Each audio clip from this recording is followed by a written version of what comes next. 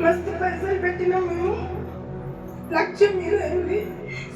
ఇక్కడ వచ్చినాక మా జీవితం తక్కువైంది.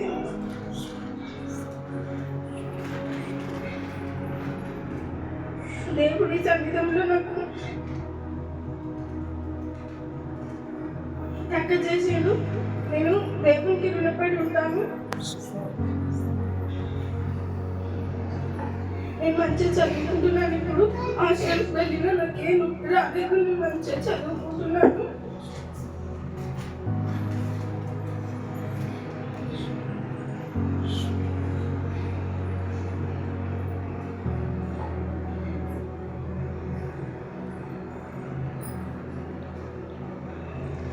నన్ను దేవుడు బలపరిచినాడు. నేను దేవునికి రుణపడి ఉంటానని కోరుతున్నాను.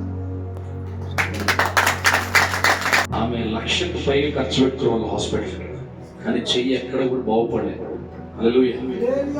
ఆమె చెయ్యి కనీసం లేపడానికి కూడా చేత కాలేదు. కానీ దేవుని సన్నిధికి వచ్చిన తర్వాత, ప్రార్థన చేసిన తర్వాత అదే రోజు దేవుడు గొప్ప అద్భుతం చేసాడు. టైం తీసుకోవాలి. ప్రార్థన చేయగలుగుతారు చేయని దేవుడు పైకి లేవనెత్తాడు. హల్లెలూయా. ఆ అద్భుతాన్ని ఆమె వివరిస్తుంది. నేను జీవితం అంతా దేవుడు రుణపడి ఉంటాను.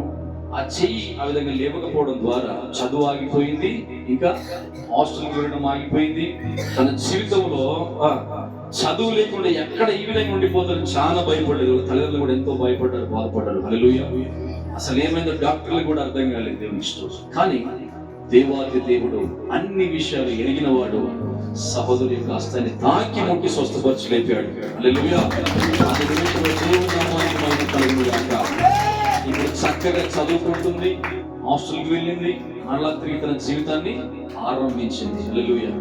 అక్కడే ఆపలేదు, దేవుడు ఆరంభించాడు. హల్లెలూయా. యేసు నామానికి మహిమ కలుగును గాక. ఈ విధంగా ఎంతమంది యవనస్తుల జీవితాలు ఇక్కడ కట్టబడబోతున్నాయి. అందరూ ప్రార్థన చేయండి. దేవుడు అందరినీ దీవించును గాక. Amen. Amen. Amen. Thank you sister.